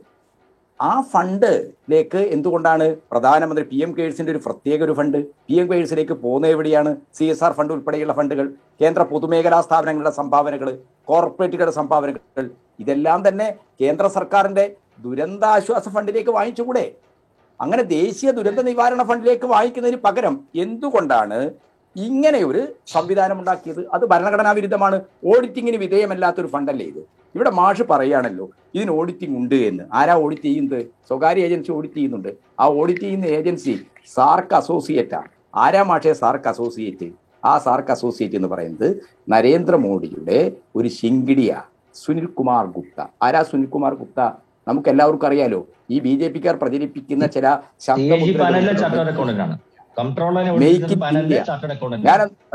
ഞാനൊന്ന് പറഞ്ഞോട്ടെ മാഷ് ഞാൻ പറഞ്ഞതിന് ശേഷം പറഞ്ഞോളൂ. മാഷ് എന്തിനാണ് ഇങ്ങനെ വെപ്രാളപ്പെടുന്നത്? മാഷ് എത്ര വെപ്രാളപ്പെട്ടാലും എന്താണ് അച്ഛൻ പത്തായത്തിലില്ല എന്ന് പറഞ്ഞാൽ അതിന്റെ അർത്ഥം എന്താണ്? അച്ഛൻ പത്തായത്തിലുണ്ട് എന്നാണ്. അത് മാഷ് മനസ്സിലാക്കണം. സാമാന്യ യുക്തിയുള്ളവരാണ് ജനങ്ങൾ, പ്രേക്ഷകർ ഇക്കാര്യമൊക്കെ മനസ്സിലാക്കും. ഈ സുനിൽ ഗുപ്തയുടെ ഈ ഓഡിറ്റിംഗ് കമ്പനി നരേന്ദ്രമോദി സർക്കാരിന്റെ പിറകിലുള്ള വലിയ കോർപ്പറേറ്റ് അജണ്ടയുള്ള ഒരു പബ്ലിക് റിലേഷൻസ് പ്രവർത്തനം നടത്തുന്ന ഒരാളാണ് ഈ സുനിൽകുമാർ ഗുപ്ത. ഇദ്ദേഹം 2018 ചിക്കാഗോയിലെ ഹിന്ദു സമ്മേളനത്തിൽ മോഹൻ ഭഗവത്തിന്റെ കൂടെ ഒന്നിച്ച് പങ്കെടുത്ത ആളാണ്. മോഹൻ ഭഗവത്തിനെയും അമേരിക്കയിലെ വൻകിട കോർപ്പറേറ്റുകളെയും പ്രവാസി പണക്കാരായ ഇന്ത്യക്കാരെയും ഒക്കെ തമ്മിൽ ബന്ധിപ്പിക്കുന്ന ഒരു കണ്ണിയാണ് ഈ സുനിൽകുമാർ ഗുപ്ത. ഇതിൽ ഏറ്റവും കൂടുതൽ പണം വരുന്നത് അമേരിക്കയിൽ നിന്നാണെന്നാണ് ഞാൻ മനസ്സിലാക്കുന്നത്.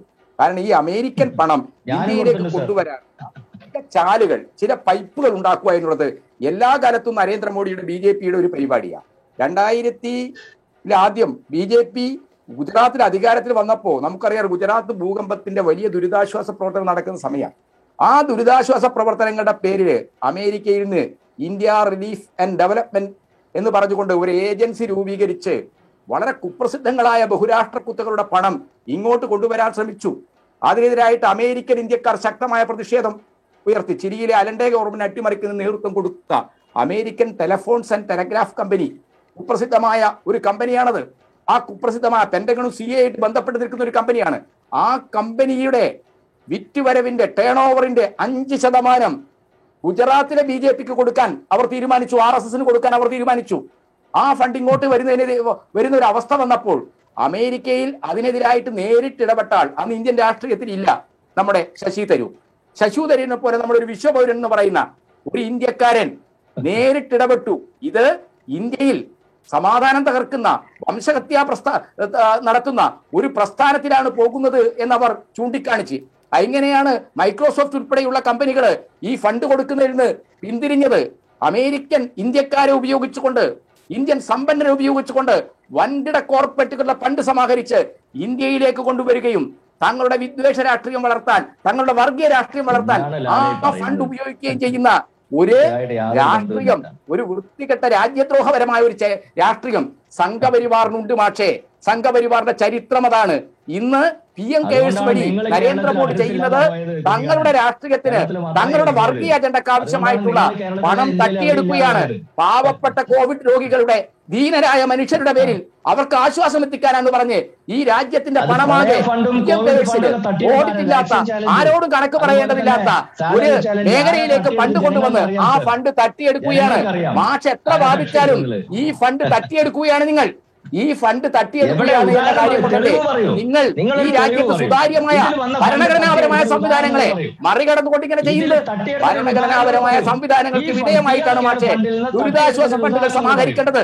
ദുരിതാശ്വാസ ഫണ്ട് നരേന്ദ്രമോദിക്കും അദ്ദേഹത്തിന് അനുചരന്മാരായ താങ്കൾ ചോദിക്കുന്ന ചോദ്യത്തിനുള്ള ഉത്തരമാണ് ശ്രീ KT കുഞ്ഞിക്കണ്ണൻ പറയുന്നത്. ഇത് എവിടെയാണ് നിങ്ങൾ തട്ടിച്ചതെന്നാണല്ലോ ചോദിച്ചത്, എവിടെ തെളിവ് കാണിക്കുന്നതാണല്ലോ അദ്ദേഹം പറയുകയാണ്. താങ്കൾ ശ്രദ്ധിച്ച് കേൾക്കൂ ശ്രീ KT കുഞ്ഞിക്കണ്ണൻ. അദ്ദേഹം ചോദിക്കുന്നത് എവിടെയാണ് നിങ്ങൾക്ക് ഈ തട്ടിപ്പിന്റെ തെളിവുകൾ പറയാനുള്ളത് എന്നാണ്. തട്ടിപ്പിന്റെ തെളിവുകൾ പുറത്തു കൊണ്ടുവരാനാണ് പലരും എന്ത് ചെയ്യുന്ന വിവരാവകാശ നിയമപ്രകാരം ഇതിൽ ചെലവഴിച്ച പണം, ഇതിലേക്ക് വന്ന ഫണ്ടിന്റെ കണക്ക് ചോദിക്കുന്നത്. അപ്പൊ എന്താണ് പ്രധാനമന്ത്രിയുടെ ഓഫീസിന്റെ ഉത്തരവാദിത്തമുള്ള അണ്ടർ സെക്രട്ടറി പ്രദീപ് കുമാർ ശ്രീവാസ്തവ ഹൈക്കോടതിയിൽ കൊടുത്തിരിക്കുന്ന അഫിഡവിറ്റിൽ പറയുന്നത് ഞങ്ങൾ വിവരാവകാശ നിയമം അനുസരിച്ച് ജനങ്ങൾക്ക് മറുപടി കൊടുക്കാൻ ബാധ്യസ്ഥമല്ല. എന്താ ഞങ്ങൾ ചാരിറ്റബിൾ ട്രസ്റ്റ് ആണ്. ഇത് കേന്ദ്ര സർക്കാരിന്റെ പണമല്ല, ഇത് ട്രഷറിയിൽ നിക്ഷേപിക്കുന്ന പണമല്ല, ഇത് PM കേഴ്സിലേക്ക് വരുന്നു, ഞങ്ങൾ ചെലവാക്കുന്നു, ഞങ്ങൾക്കിതിന് ആരോടും കണക്ക് പറയേണ്ടതില്ല. ചാരിറ്റബിൾ നിയമം അനുസരിച്ച് ഇതിന് സ്വകാര്യ ഓഡിറ്ററുണ്ട്. ആ ഓഡിറ്ററുടെ റിപ്പോർട്ട് അനുസരിച്ച് ഞങ്ങൾ ഡൽഹി സംസ്ഥാനത്തെ ഏതോ ഒരു റവന്യൂ രജിസ്ട്രാർക്ക് കണക്ക് ബോധിപ്പിച്ചാൽ മതി. ഇതാണ് മാഷെ തട്ടിപ്പ് എന്ന് പറയുന്നത്. നിങ്ങൾ സുതാര്യമാണെങ്കിൽ നിങ്ങൾ ചെലവാക്കിയ പണം ഞാൻ തിരിച്ചു വരാം താങ്കളിലേക്ക് വരാം. ശ്രീ KT കുഞ്ഞിക്കണ്ണൻ ഇപ്പൊ പറഞ്ഞതിന്റെ ഒരു വ്യക്തത കൂടി എനിക്ക് ശ്രീ പ്രമോദ് പുഴങ്കര എന്ന നിയമവിദഗ്ധനിൽ നിന്ന് കിട്ടേണ്ടതുണ്ട്. ശ്രീ പ്രമോദ് പുഴങ്കര, അഴിമതി എവിടെ എന്നാണ് ഇപ്പോഴും ചോദിക്കുന്നത് ശ്രീ ഉണ്ണികൃഷ്ണൻ മാസ്റ്റർ. നമ്മൾ ഇതിനകത്ത് ചില കാര്യങ്ങൾ നോക്കുമ്പോൾ താങ്കൾ നേരത്തെ ചൂണ്ടിക്കാട്ടിയ കാര്യങ്ങൾക്കൊപ്പം പറയാൻ പറ്റുന്ന 2-3 കാര്യങ്ങളുണ്ട്. MP-മാരുടെ പ്രാദേശിക വികസന ഫണ്ട് 2 വർഷത്തേക്ക് നിർത്തിയിട്ട് ഇതിലേക്ക് സംഭാവനയായിട്ട് കൊടുത്തിരിക്കുകയാണ് 365 കോടി രൂപ. ഈ കൺസോളിഡേറ്റഡ് ഫണ്ടിലോ അല്ലെങ്കിൽ മറ്റേതെങ്കിലും തരത്തിലോ പാർലമെന്റിൽ ഉത്തരം പറയേണ്ട കാര്യങ്ങളാണ് ഈ രീതിയിൽ ഇങ്ങോട്ടേക്ക് പോയിരിക്കുന്നത്. അതുകൂടാതെ PMOയുടെ ഓഫീസാണ് രജിസ്ട്രേഷൻ ഓഫീസായി, ഇതിൻ്റെ രജിസ്റ്റേർഡ് ഓഫീസായി വരുന്നത്. PMO സൗത്ത് ബ്ലോക്ക് ന്യൂഡൽഹി എന്നാണ് അഡ്രസ്സ്. ഇത് അങ്ങനെ ആർക്കെങ്കിലും ചെയ്യാൻ പറ്റും? നരേന്ദ്രമോദി എന്ന വ്യക്തിക്ക് ചെയ്യാൻ പറ്റുന്ന ഒരു കാര്യമാണ്? അല്ല, ഇതിൽ അഴിമതി എന്ന് പറഞ്ഞാൽ ഈ PM കെയർസ് ഫണ്ട് എന്ന് പറയുന്നതിൻ്റെ ഇതിന് ഉണ്ടാക്കിയതാണ് ഇതിലെ ഏറ്റവും വലിയ അഴിമതി. അതായത് സ്വാതന്ത്ര്യത്തിന് ശേഷം 1948 മുതൽ വളരെ കൃത്യമായി ഒരു ദുരന്ത നിവാരണ നിധി ഇന്ത്യയിൽ പ്രവർത്തിച്ചു വരികയും അതിന് സാമാന്യേന ചില പ്രൊസീജറൽ ഫോർമാലിറ്റീസിലൂടെ കൃത്യമായി കീഴ്വഴക്കങ്ങളിലൂടെ അത് മുന്നോട്ട് കൊണ്ടുപോവുകയും ചെയ്യുമ്പോൾ ഒരു സുപ്രഭാതത്തിൽ PM കെയർസ് ഫണ്ട് എന്നുള്ള പേരിൽ ഒരു പുതിയ സാധനം ഉണ്ടാകുന്നു. അതുണ്ടാകുന്നത് പ്രധാനമന്ത്രി നേരത്തെ പറഞ്ഞ പോലെയുള്ള ഈ ഒരു ചാരിറ്റബിൾ ട്രസ്റ്റിൻ്റെ രൂപത്തിലാണ് അത് ഉണ്ടാകുന്നത്. എങ്ങനെയാണ് ഈ ചാരിറ്റബിൾ ട്രസ്റ്റ് ഉണ്ടാക്കുന്നത്? സാധാരണഗതിയിൽ ഒരു ചാരിറ്റബിൾ ട്രസ്റ്റ് നമ്മൾ ഉണ്ടാക്കുന്നത്, ചാരിറ്റബിൾ ട്രസ്റ്റിൻ്റെ നിയമപരമായ അതിൻ്റെ ഒരു ഇൻറ്റൻഷൻ തന്നെ അത് ഉണ്ടാക്കുന്നത് പ്രൈവറ്റ് പാർട്ടീസിന് പബ്ലിക് സർവീസ് ചെയ്യുന്നതിന് വേണ്ട ഒരു മാർഗമായിട്ടാണ് സാധാരണഗതിയിൽ ഇതുണ്ടാക്കുന്നത്. അത് തന്നെ ട്രസ്റ്റീസിന് ഇതിൻ്റെ നടത്തിപ്പും ഇതിൻ്റെ ബെനിഫിഷ്യറീസും തമ്മിൽ 2 തരത്തിലുള്ള ബന്ധങ്ങൾ ഉണ്ടാവാൻ പാടില്ല. പക്ഷേ ഇവിടെ എന്താ, ഒരു തരത്തിൽ ഇതിൻ്റെ ഫിഡ്യൂഷറി ബന്ധം ഇവർക്ക് നിലനിൽക്കുന്നത് ട്രസ്റ്റീസ് എന്നുള്ള നിലയിൽ ഇതിൻ്റെ നടത്തിപ്പ് മുഴുവൻ ഇവർ നിയന്ത്രിക്കുമ്പോഴും ഇതിൻ്റെ ബെനിഫിഷ്യറീസ് ആയിട്ട് ഇവർ ജനങ്ങളെയാണല്ലോ ബെനിഫിഷ്യറീസ് ആയിട്ട് കാണുന്നത്. പൊളിറ്റീഷ്യൻസ് എന്നുള്ള നിലയിൽ, തിരഞ്ഞെടുക്കപ്പെട്ട ജനപ്രതിനിധികൾ എന്ന നിലയിൽ നാളെ ജനങ്ങളുമായിട്ട് കൃത്യമായ തെരഞ്ഞെടുപ്പ് ബന്ധങ്ങൾ പുലർത്തുന്ന ആളുകൾ എന്നുള്ള നിലയ്ക്ക് ബെനിഫിഷ്യറീസിൻ്റെ താല്പര്യങ്ങളുമായി ഇവരുടെ താല്പര്യങ്ങൾക്ക് അഭേദ്യമായ ബന്ധമാണുള്ളത്. ഇതൊന്നും ചാരിറ്റബിൾ ട്രസ്റ്റിൽ അനുവദനീയമായ കാര്യങ്ങളെയല്ല. അപ്പം ഞാൻ പറഞ്ഞു വന്നത് ഇതിൻ്റെ നിർമ്മാണം തന്നെ തട്ടിപ്പാണ്. ഇനി അദ്ദേഹം ചോദിച്ചു എന്താ അഴിമതി? അല്ലല്ല, അത് പറയട്ടെ മിസ്റ്റർ ഉണ്ണികൃഷ്ണൻ, നിങ്ങളുടെ ഊഴം വരുമ്പോൾ നിങ്ങൾ പറയൂ. Just keep quiet when others are talking. ഞാൻ ഇതിൻ്റെ മറ്റൊരു കാര്യം കൂടി പറയാം. ഇതിൻ്റെ ഒരു ക്രൊണോളജി. ആദ്യം മോദിയുടെ ഇതിൻ്റെ അഴിമതി മാത്രമല്ല, ഇവരുടെ ഈ പ്രൊപ്പഗൻഡയുടെ ഒരു അപഹാസ്യതയും അശ്ലീലവും കൂടി തുറന്നു കാട്ടുന്ന ഒരു ക്രൊണോളജി ഞാൻ പറയാം. അതായത് മോദി ആദ്യത്തെ ട്വീറ്റ് ഇടുന്നു മാർച്ച് 28-ന് ഈ PM കെയർസ് ഫണ്ടിലേക്കുള്ള സംഭാവനയൊക്കെ ക്ഷണിച്ചുകൊണ്ട് 4:51 വൈകിട്ട് 4:51 മോദിയുടെ ട്വീറ്റ് വരുന്നു. 15 മിനിറ്റിനുള്ളിൽ IAS അസോസിയേഷൻ 5/9 IAS അസോസിയേഷൻ 21 ലക്ഷം രൂപ അവർ സംഭാവന ചെയ്യുന്നു. 15 മിനിറ്റിൻ്റെ ഉള്ളിൽ IAS അസോസിയേഷൻ്റെ ബോർഡ് യോഗം ചേർന്ന് 21 ലക്ഷം രൂപ സംഭാവന ചെയ്യാൻ തീരുമാനിച്ച ഒരു മിനിറ്റ്സ് നിങ്ങൾക്ക് കാണിക്കാൻ കഴിയുമോ? ഇല്ല, തീർന്നില്ല. 25 മിനിറ്റ് കഴിയുമ്പോൾ 4:51 മോദി ട്വീറ്റ് ഇട്ട് 25 മിനിറ്റ് കഴിയുമ്പോൾ ഹിന്ദി ചലച്ചിത്ര താരമായ അക്ഷയ് കുമാർ 25 കോടി രൂപയാണ് സംഭാവന ചെയ്യുന്നത്. മോദിയെ പണ്ട് ഇവർ തമ്മിൽ ഒരു അഭിമുഖ സംഭാഷണം നടത്തുന്നതിന് വേണ്ടി മോദിയുടെ ഔദ്യോഗിക താമസ സ്ഥലത്ത് പോയിട്ട് അക്ഷയ് കുമാർ അഭിമുഖ സംഭാഷണം നടത്തിയതൊക്കെ അറിയാം നമുക്ക്. 25 കോടി രൂപ സംഭാവന ചെയ്യുന്നു 25 മിനിറ്റിനുള്ളിൽ. അവിടെ കൊണ്ടും തീർന്നില്ല. 5:34 ആകുമ്പോൾ പോലും പോകുമ്പോൾ ഫോൺ പേ എന്ന് പറയുന്ന സ്വകാര്യ പണം ഓൺലൈൻ ഡിജിറ്റൽ വഴിക്ക് പണം ട്രാൻസ്ഫർ ചെയ്യാൻ കഴിയുന്ന ഫോൺ പേ എന്ന് പറയുന്ന സ്ഥാപനം ഇതിലേക്ക് PM കെയേഴ്സ് ഫണ്ടിലേക്ക് സംഭാവനകൾ നൽകുന്നതിനുള്ള ഒരു ലിങ്ക് നൽകുന്നു. അതായത് നിങ്ങൾ ഇതിനു വേണ്ട എല്ലാ ഏർപ്പാടുകളും നിങ്ങൾക്ക് വേണ്ടപ്പെട്ടവരെ അറിയിച്ച് ഇതിൻ്റെ പ്രൊപ്പഗാൻഡ പോലും കൃത്യമായി തയ്യാറാക്കിയതിന് ശേഷമാണ് ഇത് ജനങ്ങൾക്ക് മുമ്പിൽ നിയമപരമായിട്ട് അവതരിപ്പിക്കുന്നത്. അതായത് ഇതിൻ്റെ പ്രധാന വസ്തു എന്താ, ഇവിടെ സഖാവ് കുഞ്ഞിക്കണ്ണൻ പറഞ്ഞതുപോലെ അതിൻ്റെ തുടർച്ചയായിട്ട് പറയുകയാണെങ്കിൽ രാജ്യത്തെ ഭരണഘടനാ സ്ഥാപനങ്ങളെ ഒരേ സമയം രാജ്യത്തെ ഭരണഘടനാ സ്ഥാപനങ്ങളെ നിർവീര്യമാക്കുകയും അതേസമയം ഒരു പാരലൽ അധികാര കേന്ദ്രമായി പ്രധാനമന്ത്രി മോദിയും മോദിയുടെ കൂട്ടാളികളും മാറുകയും ചെയ്യുന്ന ഒരു വലിയ അഴിമതിയാണ് നടക്കുന്നത്. ഇവിടെ BJP വക്താവിൻ്റെ തെറ്റിദ്ധാരണ എന്ന് പറയുന്നത് അഴിമതി എന്ന് പറഞ്ഞാൽ കുറച്ച് കാശ് പോക്കറ്റിലിട്ട് പോയിട്ട് അതെവിടെയെങ്കിലും കൊണ്ടുപോയി കുഴിച്ചിടുന്ന ഒരു പരിപാടിയല്ല. മാത്രമല്ല അഴിമതി എന്ന് പറയുന്നത് ഒരു ജനാധിപത്യ സംവിധാനത്തെ തങ്ങൾക്ക് വേണ്ടി ദുരുപയോഗം ചെയ്യുകയും അതിന് ആ ജനങ്ങളോട് ഉത്തരം പറയേണ്ടാത്ത വിധത്തിൽ അതിനെ മാറ്റുകയുമാണ് അഴിമതി എന്ന് പറയുന്നത്. അങ്ങനെയാണ് ഒരു കറപ്റ്റഡ് ഗവൺമെന്റ് എന്ന് പറയുമ്പോൾ, ഒരു ക്രോണി ക്യാപിറ്റലിസ്റ്റ് ഗവൺമെന്റ് എന്ന് പറയുമ്പോൾ, ഒരു വെസ്റ്റഡ് ഇൻട്രസ്റ്റ് ഉള്ള നിക്ഷിപ്ത താല്പര്യങ്ങളുള്ള ഗൂഢാലോചനക്കാരുടെ സർക്കാർ എന്ന് പറയുമ്പോൾ നമ്മൾ ഉദ്ദേശിക്കുന്നത് പോക്കറ്റിൽ കാശിട്ട് വൈകുന്നേരം പാർലമെന്റിൽ നിന്നും ഓടിപ്പോകുന്ന മന്ത്രിമാരെ മാത്രമല്ല, നമ്മൾ ഉദ്ദേശിക്കുന്നത് അദാനിക്കും അംബാനിക്കും വേണ്ടി രാജ്യം വിട്ടുകൊടുക്കുകയും വിൽക്കുകയും ചെയ്യുന്ന, ഒപ്പം തന്നെ ഈ രാജ്യത്തെ എല്ലാവിധ ഇടപാടുകളും തങ്ങളിലൂടെ മാത്രം നടക്കുകയും അതിന് ജനങ്ങളുടെ മുമ്പിൽ മറുപടി പറയാൻ തയ്യാറല്ലാതെ അറിയിക്കുകയും ചെയ്യുന്ന ഒരു ഫാഷിസ്റ്റ് സർക്കാരിന്റെ നിലനിൽപ്പിനെ കൂടിയാണ് നമ്മൾ. ശരി, പ്രമോദ് പുഴങ്കര, ഞാൻ തിരിച്ചു വരാം. ശ്രീ ഉണ്ണികൃഷ്ണൻ മാസ്റ്റർ, ഇതിൽ എവിടെയാണ് അഴിമതി എന്ന് ചോദിക്കുന്നതിന് കൃത്യമായി ചില ചോദ്യങ്ങൾക്കുള്ള ഉത്തരം നിങ്ങൾ ജനങ്ങളോട് പറയണം. നിങ്ങൾ എതിർ പാനലിലെ ആളുകളുടെ രാഷ്ട്രീയം മാത്രം ചൂണ്ടിക്കാട്ടിയുള്ള പ്രതികരണങ്ങൾ പോരാ. ഏറ്റവും പ്രധാനപ്പെട്ട കാര്യം, പ്രധാനമന്ത്രിയുടെ പേരിലുള്ളൊരു ദുരിതാശ്വാസ ഫണ്ട് നമ്മുടെ രാജ്യത്തല്ലാതെ തന്നെ ഉണ്ട്. അത് എമർജൻസി സിറ്റുവേഷനിലാണല്ലോ അത് വേണ്ടി വരിക. എപ്പോഴും ദുരന്തം ഉണ്ടാകില്ലല്ലോ. ദുരന്തം ഉണ്ടാകുന്ന ഘട്ടങ്ങളിൽ എടുക്കാൻ വേണ്ടിയാണ് ആ ഫണ്ട് എന്നുള്ളപ്പോൾ അതിന് പകരം വേറൊന്ന് എന്ന് ആലോചിച്ചിടത്ത് തുടങ്ങുന്നു അഴിമതി എന്നാണ് ഇതിൽ വാദിക്കുന്നവർ പറയുന്നത്. ഞാൻ പറയാം, ശ്രീലാൽ, ലോകം ഇന്നുവരെ കണ്ടിട്ടില്ലാത്ത ഒരു മഹാമാരിയാണ് 2019 മാർച്ച് മാസത്തിൽ നമ്മളെ വേട്ടയാടിയത്. 2020 അദ്ദേഹം പ്രമോദ് സൂചിപ്പിച്ചതുപോലെ ഇന്നേ വരെ ഒരു ഗവൺമെന്റും ഇങ്ങനെ ഒരു കാര്യം ചെയ്തിട്ടില്ല. ഇന്ത്യയിലെ ഒരു ഗവൺമെന്റും ഇതുപോലൊരു പാൻഡമിക് സിറ്റുവേഷൻ നേരിടേണ്ടി വന്നിട്ടില്ല.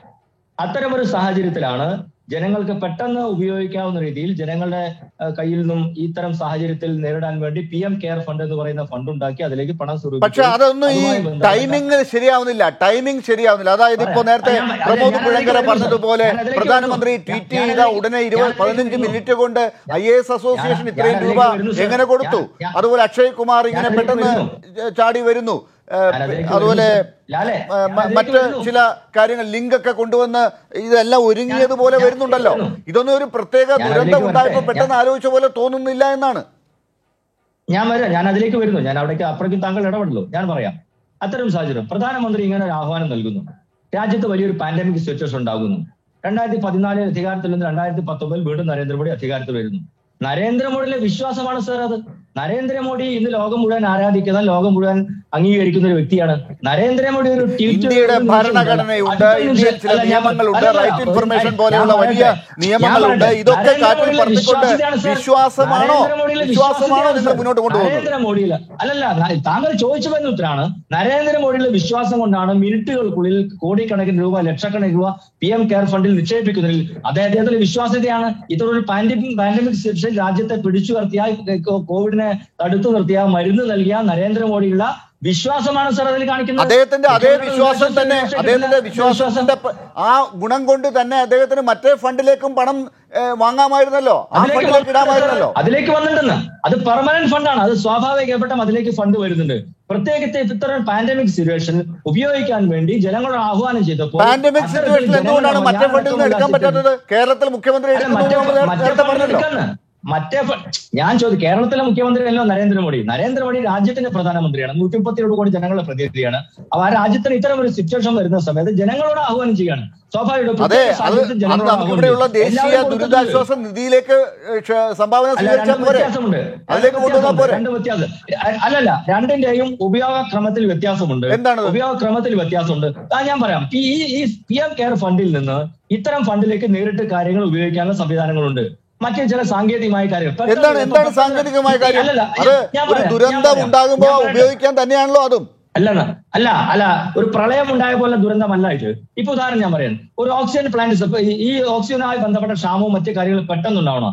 പെട്ടെന്ന് ഇത്തരം കാര്യങ്ങൾ ഉപയോഗിക്കണം. ഈ ഒരു ട്രസ്റ്റ് എന്ന രീതിയിൽ 2-3 പേര് ഇരുന്ന് ഉടൻ തന്നെ 550 കോടി രൂപ ഓക്സിജൻ പ്ലാന്റിന് കൊടുക്കുന്നു, വെന്റിലേറ്ററിന് കൊടുക്കുന്നു. അത്തരത്തിൽ സുതാര്യമായി വളരെ പെട്ടെന്ന് കൈകാര്യം ചെയ്യുന്ന രീതിയിലാണ് ഈ ഫണ്ട് ഉണ്ടാക്കിയിട്ടുള്ളത്.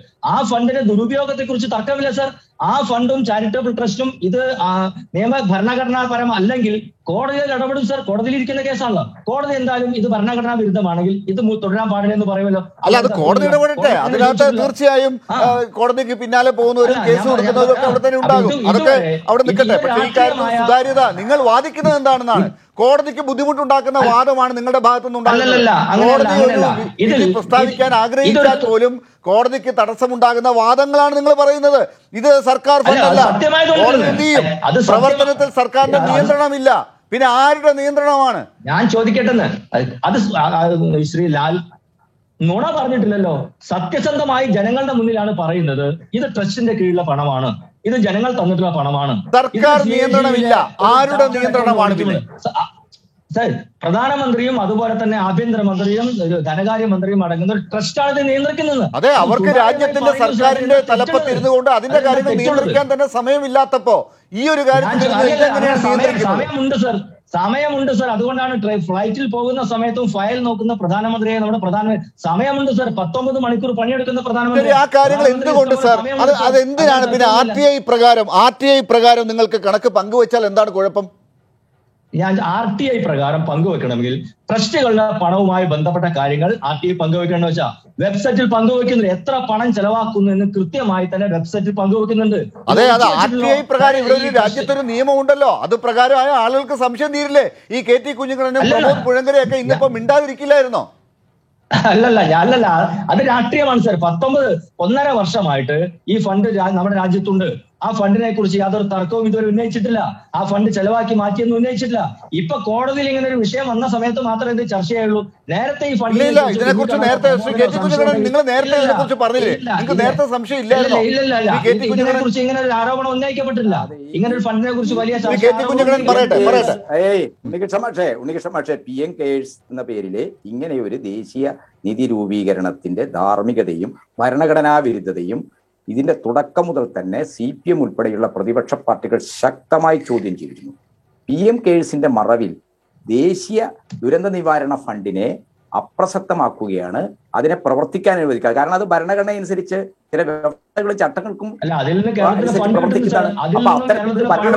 അദ്ദേഹം പറയട്ടെ, നമുക്ക് വ്യക്തമായി അദ്ദേഹം പറയുന്നത് കേട്ടിട്ട് ചോദ്യം ചെയ്യാം.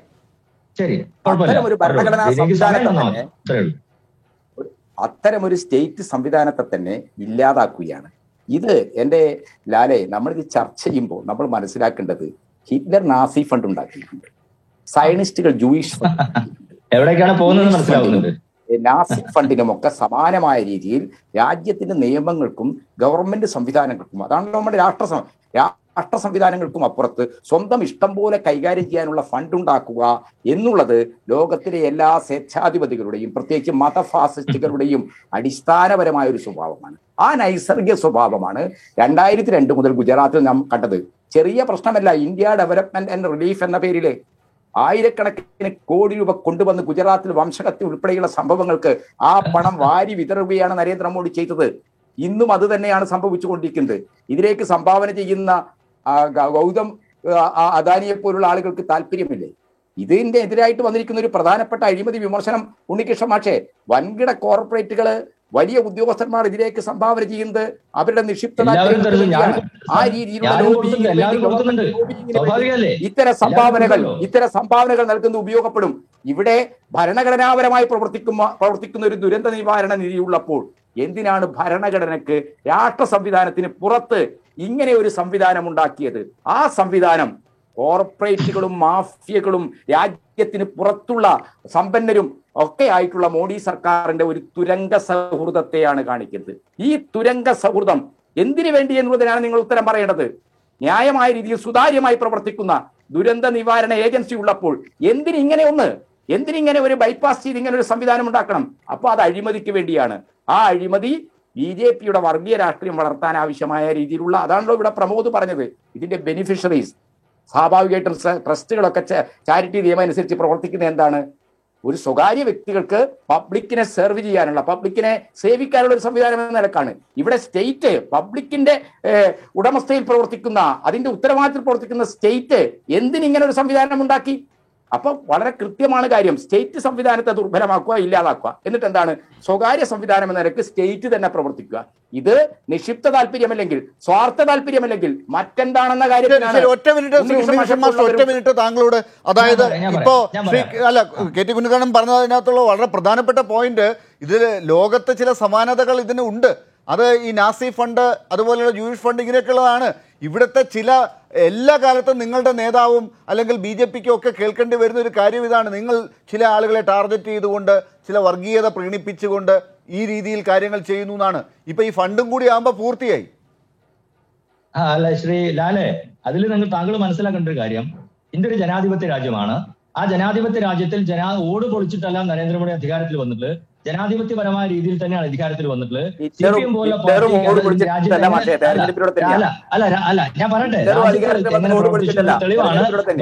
ബംഗാളിലും ത്രിപുരയിലും അടക്കമുള്ള സ്ഥലങ്ങളിൽ നിലംപരിശായി കേരളത്തിൽ ഇതിനിടയ്ക്ക് പറഞ്ഞത് ഹിറ്റ്ലറും ഓട് പൊളിച്ചല്ല വന്നതെന്നാണ്. ഹിറ്റ്ലറുമായിട്ട് നിങ്ങൾ താരം ചെയ്യുമ്പോൾ സ്റ്റാലിനായിട്ടൊന്ന് CPM കമ്പയർ ചെയ്താൽ മതി. സ്റ്റാലിൻ കൊന്നു തള്ളിയ ആൾക്കാരുടെ അവശിഷ്ടങ്ങൾ ഇപ്പൊ നമ്മൾ കണ്ടല്ലോ, കഴിഞ്ഞ ദിവസം പത്രങ്ങൾ വന്നിരുന്നല്ലോ. അതവിടെ നിന്ന് കണ്ടു. നിങ്ങൾ എത്ര മോശക്കാരല്ല. ശരി, ആ ഒരു മിനിറ്റ് കഴിഞ്ഞു. താങ്കൾക്കുള്ള ഒരു മിനിറ്റ് കഴിഞ്ഞു. തന്നെ പറയാൻ സമ്മതിക്കില്ലല്ലോ, അതല്ലേ പ്രശ്നം. ഒരു മിനിറ്റ് പറയാൻ സമ്മതിക്കില്ല. അല്ല, ഈ രാജ്യത്ത് ജനങ്ങൾ BJPയോടൊപ്പമുണ്ട്, ജനങ്ങൾ നരേന്ദ്രമോദിയോടൊപ്പമാണ്, ജനങ്ങളുടെ പണം. ഉണ്ണികൃഷ്ണൻ മാഷെ, ജനങ്ങൾ തെരഞ്ഞെടുപ്പിലൂടെ തന്ന സമ്മതിയെ ഭരണഘടനാ വിരുദ്ധമായി പ്രവർത്തിക്കാനുള്ള അവസരമാക്കരുത്. അങ്ങനെ പ്രവർത്തിക്കുന്നതിനെയാണ് ഞങ്ങൾ ഫാസിസം, ഭരണഘടനാ ബാഹ്യമായ സ്വേച്ഛാധികാര പ്രയോഗം, സമാന്തര അധികാര കേന്ദ്രങ്ങളും സമാന്തര സാമ്പത്തിക കേന്ദ്രങ്ങളും ഉണ്ടാക്കുന്നു. നിങ്ങൾ എന്തിനു വേണ്ടി? നിങ്ങൾക്ക് ഭരണഘടനയെയും സർക്കാരിനെയും വിശ്വാസമില്ല, സർക്കാർ പ്രവർത്തിക്കുന്ന ചട്ടങ്ങളിൽ വിശ്വാസമില്ല. നിങ്ങൾ എന്താണ്? നിങ്ങളുടെ കൂടെ ആളുകളെ നിർത്താനുള്ള, ഇതിന്റെ ഗുണഭോക്താക്കളെല്ലാം വീണ്ടും നരേന്ദ്രമോദിക്ക് വോട്ട് ചെയ്യുന്നവരാക്കി മാറ്റാനുള്ള ചില ചാരിറ്റി പ്രവർത്തനമായിട്ടാണ് സ്റ്റേറ്റിന്റെ പ്രവർത്തനം നടത്തുന്നത്. ആധുനിക ജനാധിപത്യ ഭരണകൂടങ്ങൾ, ഇന്ത്യൻ ഭരണഘടനയിൽ നമ്മുടെ രാജ്യത്തുള്ള നാഷണൽ സ്റ്റേറ്റ് എന്ന് പറയുന്നത് ചാരിറ്റി പ്രവർത്തനമല്ല. പക്ഷേ ജനങ്ങളിൽ നിന്ന് വോട്ട് മാത്രമല്ല, നികുതിയും വാങ്ങിക്കുന്നുണ്ട് നിങ്ങൾ. അപ്പൊ നികുതി നായകരുടെ പക്ഷേ ഞാൻ സംസാരിക്കുമ്പോൾ മാഷിയുടെ ഇവിടെ മാഷ അനങ്ങാതിരിക്കുക. അല്പ സംയമനവും സംശയവും ഒക്കെ ഇത്തരം ചർച്ചകളിൽ കാണിക്കുന്നത് നല്ലതാണ്.